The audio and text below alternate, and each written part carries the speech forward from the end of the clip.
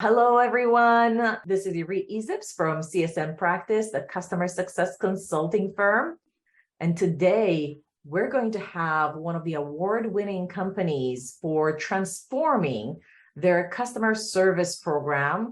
And I have David Collyer with me. David, tell us a little bit about yourself. Hi there. Yeah, sure. My name is David Collyer. I'm Chief Customer Officer for ECI Software Solutions. I've been with ECI for a little over 5 years now. Background includes really always on the customer side of things with companies like Sun Microsystems, Netscape, also with AOL Time Warner, as well as McAfee and Intel. But most recently with ECI. And ECI, we provide ERP solutions for small and medium-sized businesses globally. Real proud of kind of our business model and our growth strategy and where we've headed, and particularly excited about the changes and the improvements that we've made around our customer experience.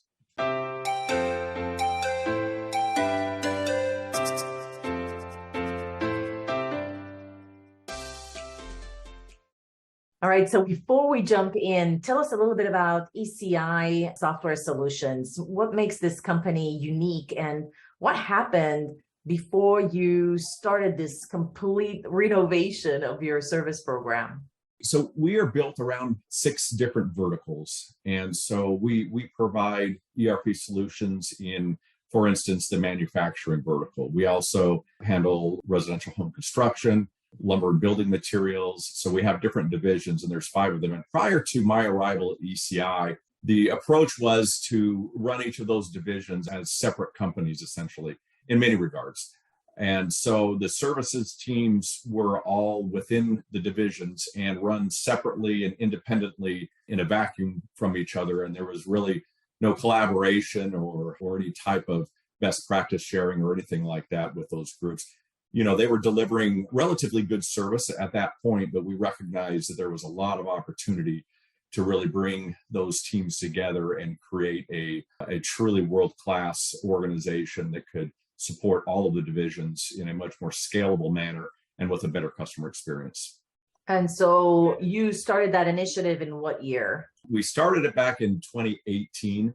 For the biggest part of that year, it was really just building out the structure. I joined ECI in 2017 then my first job was just to learn and to understand how the teams were supporting customers at that point and formulate a recommendation for a new structure that we would move into. And so that was really 2017, and 2018 was building out that structure, implementing a new case tracking system that was integrated in with our other CRM systems within the company, and reorganizing the teams and moving the teams over into the new structure and getting them settled in. So that was really in 2018. And we really kind of finished that move at the end of 2018. And it worked out pretty well for us, because then we started 2019 fresh in the year in the new structure, and we're able to really see and track things well and see the improvements that we made pretty cleanly. Okay, so I want to double click on that 2019 a little bit, because what you've done is not necessarily very easy. So first of all, I want to double click in the sense of, what had you exactly done? Did you take the support team, the PS team, from being under the specific GM or even specific regions, and then have them all report up against one organization that's Chief Customer Success Officer or Chief Customer Officer? Yeah, that's exactly what we did. So 2018 really was us. And of course, there was a lot of work with the divisions, because this was a massive change effort for us. Massive, and there were a lot of different stakeholders in it, and champions, and a lot of people that had never worked in a kind of global scalable model before, that we had to really work hard. The biggest part of what we did in 2018 was change management. And so really helping the stakeholders understand the benefit and the value of what we were doing, be able to give them some concrete examples of where that's happened and what the results were, and be able to also get them on board with what the rollout plan was, because obviously this is a big change. It's changing the tire on the buses we're driving. And so we couldn't just put everything on hold and for a year and go through a change and then flip the switch. We really had to do this in a way that improved things for our customers, but also didn't upset the customers with the change. We also had to do the same thing with the business. We didn't want to really cause a lot of disruption to the business as we were going through these changes either. So there was a delicate balance to be played with moving and adding new things in while doing it in a subtly enough way that people didn't really feel uncomfortable with it. And that's always a challenge. And so this being a big effort that we had, there were a lot of people involved. And really what we did is we restructured and we brought everybody into one organization under myself. We created 3 tiers, which isn't really a novel concept in and of itself. We did some kind of novel things with the tiers, but it was a relatively standard 3-tier structure with some nuances to it. Really, the biggest nuances that we had was the focus on our tier 1, which we are calling our customer experience specialists. So the nickname for them is, or the acronym is CES. And really all first contact comes through that organization. And the way we positioned this organization is previously in technical support, they had all hired technical resources because, of course, they're technical support people. And what that causes, especially in the small and medium-sized business space, there's a communication delta sometimes between our technical people and the mom and pop shops that may be running their business that don't understand technical speak. And so it caused frustration on our technical people's side because the customer didn't understand a lot of times what they were talking about. And it caused frustration on the customer end of things because they always felt like the technical people were talking over their heads. They didn't know what they were talking about. So we created this team specifically to solve 2 problems. One is the communication challenge. So the skill set that we hired for the CES team really is a non-technical skill set. It's more of a customer service skill set. It's soft skills. It's listening to the customer, understanding what their issues are, being able to identify what resources could help that customer in the best way, and then route them to those technical resources as quickly as possible. So that was really a different skill set than we had ever hired against previously. And then the second challenge that we were trying to solve with the CES team is hold times. And so as you can imagine, we had all of these teams and they were all made up of these technical folks. So when a customer would call in or email in or whatever, they were busy working on solving problems. And so if the phone would ring, you would always get that challenge of, well, who's not busy that can pick up the phone? Who's not already on with a customer that can pick up the phone? And so we had a challenge with our hold times before I got here, where we'd sometimes have hold times of 20, 30 minutes for customers. And that's a horrible experience. And so we really developed this CES layer to where they will solve low-level problems. So things that really can give solutions through a knowledge base article or some kind of pre-solved issue that they can just kind of deliver an email or a knowledge base article to our customers to provide the solution for them. But really their main job was to, if they couldn't resolve it, to get it to the next level as quickly as possible so that they were again available to pick the phone up or take an email or whatever needed to be done. And we reduced our hold times on average from about 4 minutes. So I mentioned 20 or 30 minutes. That was obviously typically during peak periods and times where we had issues with potentially maybe a system outage or something else like that. And we had a lot of people calling in at the same time. But we went from about 3.5 minute hold time down to about just under a minute hold time for our customers by introducing the CES organization and making this part of the remit to really try to get issues moved through the system as quickly as possible so that people weren't holding for agents. Wow. So in 2017, you did a lot of due diligence and came up with a design. 2018, you implemented that design. And in 2019, you started addressing more profusely all those different challenges that were happening in the customer experience and optimizing the design of how you approach them. What happened at the end of 2018? Did you see the outcomes you were expecting? We really did. And you're exactly right. The approach we took was kind of this concept of MVP or our minimum viable product. When we went into 2019, we really were at a bare bones, just what is the structure we needed to get it up and running, get everybody in the structure and get it functioning as we had designed it to function. And then 2019, as you mentioned, was all about refinement. Okay, all of these things that were kind of in our parking lot that we wanted to do, but we didn't have to do to get it up and running. Let's start working on those and layering those and adding optimizations and refinements and really getting the system more efficient. And part of this was really a big change cycle for our teams because we were asking them to do things much differently than they previously did them. In the old world, they would be first responders, they would answer the phone and they would work with the customer until the problem was solved. And while that is an ideal scenario, what that was causing was it was tying our people up on a lot of times issues that they were not the best resource to solve. And so it might take them 2 times longer because their specialty may be in accounting, where what they really needed was connectivity support. And so they would fumble their way through it. And it was just a very inefficient way to route issues to people that are most appropriate for it. And so we really had to retrain everybody in a new system that said, hey, when you get a case, I know your instinct is to just hold on to it until you completely get it solved and the customer's happy, right? That may be not the best way for us to approach it. Maybe what we're going to ask you to do now is only work on it for about 30 to 45 minutes. And if you don't have a clear path to resolution, let's get it to somebody who's specialized that can do it a lot more quickly. Because while that may be great for the one customer that's holding for you, there's 3 or 4 other customers waiting for you to get done with that issue that you could probably solve a lot more quickly and expeditiously.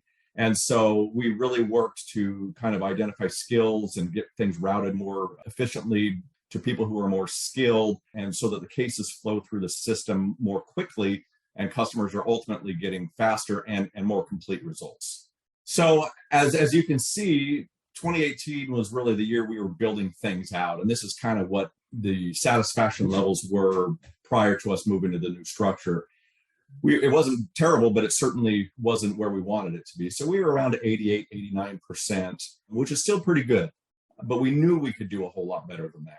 And so as we rolled the new program out in 2019 and the new structure out, we jumped from about 88, 89% up to about 93% in 2019. And then 2019, we really worked to refine things, and we took another leap from about 93% to almost 96% in 2020. And as you can see, we continued that improvement in 2021. And by the way, this is going to be an ongoing journey for us. I don't think we'll ever get to a point where we're going to say we've arrived and we, we're where we want to be, and there's nothing else that we're going to do to improve and implement.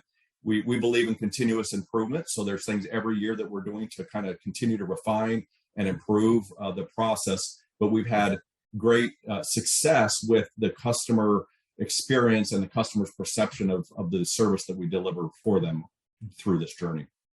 David, at what point did you say, okay, I have done significant changes in culture, processes, and training to the employees themselves, and now I'm ready to double down on scaling that process? And I'm only asking is because it seems like you took a very step-by-step approach. Step number 1, you, Mr. CSM, send the article that you're recommending to the customer. It sounds to me like most companies, the next stage would be what, like chatbots or? Yeah, absolutely. And we are working on that right now. So really 22 this year, we put a big emphasis on automation. And when I say automation, I'm of the mindset that we've got to be really careful with the automation we expose to our customers. Now, internal automation, we can do a lot of things around like auto filling out fields for the agents. If they know a certain value in the case is, and they have a cascade number of fields they have to fill out, if we can automate a lot of that for them, that makes them more efficient. So we're focusing on that. We are focusing on kind of our internal processes and flows and skill routing and those types of things that will make our internal systems more efficient and our agents more productive. The other thing that we're looking at is from a customer standpoint, can we add additional channels? Can we optimize those channels? Let's add chat. So we added chat this year to our customers. We've done that. There's more that we're doing on that because the chat we have implemented is really if a customer goes to our support portal to try to get help and they can't get help, then a chat, they're able to open a chat session there on the portal. We're working this next year with our product teams to actually integrate chat into our products. So integrate that into the ERPs so that instead of having to go to a portal, our customers now can just go in within the ERP and open a chat session right there with our support team. So those are absolute optimizations that we're working on that is going to continue to move that customer experience forward. Would you say that centralizing the customer success, customer support, professional services, all under one organization is part of the M&A playbook? So as companies think about continuously acquiring more and more companies, they should think ahead about an M&A playbook. And that means that I'm going to start centralizing certain processes under one management so that there's a consistent way of doing business with us versus a very patchy experience.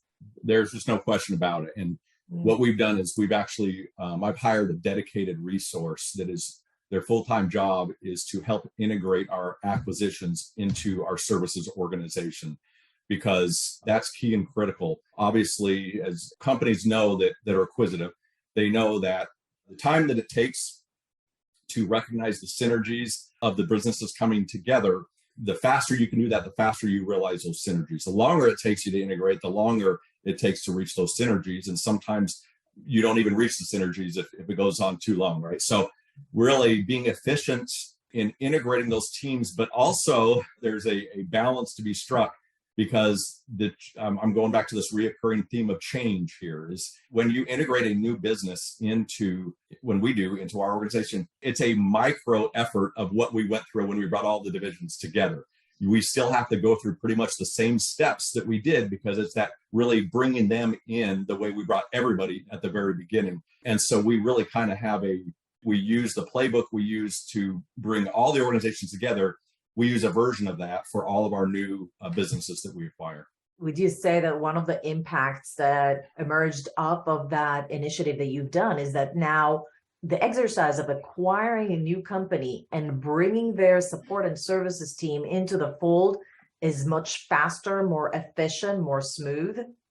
It is. And we've got the balance that we have to strike is the business wants to mash it in as soon as possible. But the people element of it is one that I can't overemphasize how important that is, because the people that you're acquiring are the people that made that business great and attractive for you to purchase that business. And so if you lose those critical people as you bring them over, you've lost a lot of the secret sauce that made that company what they were. And so the retaining of the talent in those acquisitions is super critical. The knowledge they have, the expertise in that industry that they have, like there's so many reasons to retain them. And so we've got, as you acquire those businesses, you've got to take a look at the business goals and get, all the systems integrated and all that other kind of stuff. But you also have this massive people piece that you have to make sure that you give clarity to those folks as to kind of what the future looks like, their part in the future. Give them a very clear vision of what the changes will look like and why you're doing the changes. The why behind all of it is so important, because a lot of times you're going to acquire companies that may actually be even more evolved than you from a system standpoint or from a process standpoint or whatever else. And you're asking them to come in and join in this. And their first idea is, well, we were so far ahead of you guys in this. Why are you making us go back? So then kind of having those why discussions around, hey, in order for us all to gain the efficiencies and scalability and all this other kind of stuff and visibility into the business, we have to have them in the same systems. And it's easier to move you into our systems than us move into your systems by far. So let's talk about how we can get on parity with you all as we move you over. Let's talk about how can we minimize the change that there is. Can we add some of the stuff you guys did into our systems? Absolutely. We want to be open to that. We want to learn from.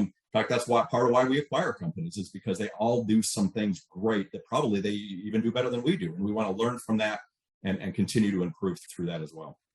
Wow, excellent. David, I'm really feel very blessed to have had you on our channel and to be featured on our episode, because I think I get a lot of questions about that process, whether companies have already went through a bunch of M&As and they have these fragmented service teams all over, or they have already done that. But most of them, I would say, are having a lot of challenge in getting those teams under one management.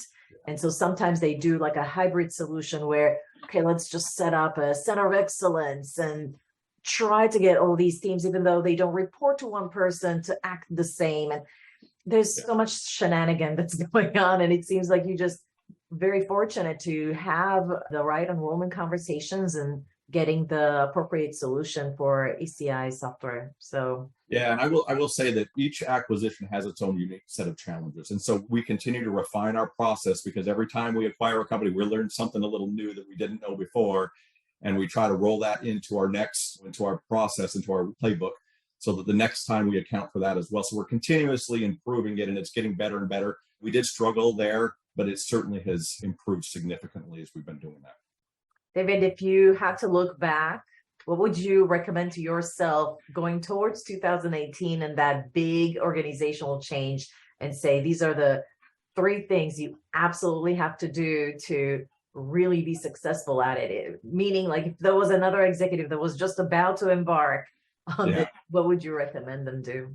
Well, I think that the most critical piece in all of this is that change management process. You've got to do a really, really good job of getting all of your key stakeholders really bought into this, because if you don't get them bought in, then there will always be resistance to the process. If you can get them bought in and make them advocates, then it really breaks down a lot of the barriers that you otherwise would have. And getting that alignment across all of the stakeholders and getting them excited about the prospects and really doing your diligence enough on the front end to where you can actually go in with a business case of, this is the problem that we're trying to solve. This is what we're hearing from our customers.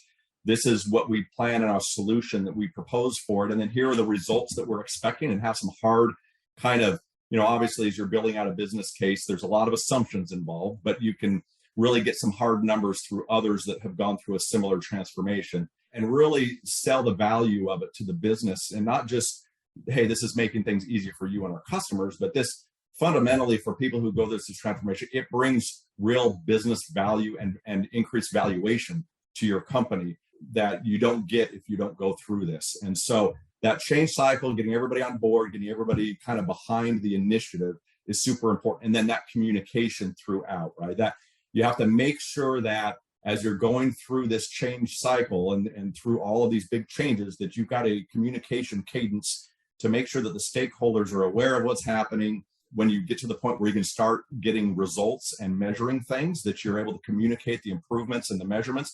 As you go through that whole process, if you can keep them engaged, if you can communicate with them and then show the positive results, that breaks down a lot of the friction that you're going to have as you start going through that. So I think that, to me, that's the foundational layer that everything should be planned upon as you're going through the big change. I think the second piece of it is you've got to start with the customer journey. What we said from the very beginning is we're not renovating our house. It's a full tear down, and we're going down to the foundation, and we're building a brand new house. So forget about what we do today. Forget about our constraints that we have today. Forget about the budget challenges and everything else that we have today. And let's take a look at, if we're going to deliver an exceptional service for our customers, we have to understand what they would want. And so we went through a whole journey mapping exercise where probably for the first half of this exercise, it was getting people out of saying, well, we can't do that, or today we do this, and so we can't do that, and getting that out of everybody's head. So we did a role play, essentially, to get them out of thinking about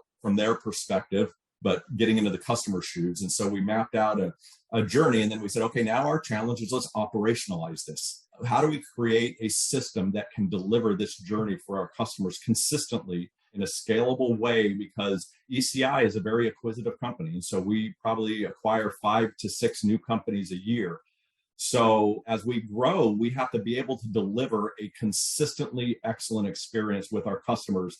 Even as we bring in new companies and bring them into our organization, we've got to be able to do that consistently. And defining what that looks like is the most important part that you have to do at the beginning. Yeah, lots of great things to learn here. I want to thank you for your time today. I absolutely enjoyed the conversation. Any other last takeaways regarding the whole process, or where you're going to go from here? Yeah, well, we got through all the support stuff, and we're actually in the middle of now doing the same thing with our professional services organizations. And this is a little bit more complex because of just the professional services business model that we have, and the revenue associated with it, and all of that other kind of stuff is so much different and complex. But certainly seeing some early real good benefits from that. It's greater visibility and everything. So we're in the middle of that. That'll be going on for another probably year or so, but we're excited to get to the other side of that and start recognizing some of the same benefits that we have in support. We're seeing some real early indicators of that already, which has been great. So I appreciate you having me on today, and it was good chatting with you. Awesome. Well, guys, you just heard the story of a company that has well over 30 product lines, nearly 2,000 employees, 25 offices worldwide that have done tremendously well in increasing customer satisfaction by having the services team enroll into one organization, optimizing their processes, and now working towards scaling it. All right. If you enjoyed this conversation, give us a thumbs up, subscribe to our channel, and I'll see you at the next video.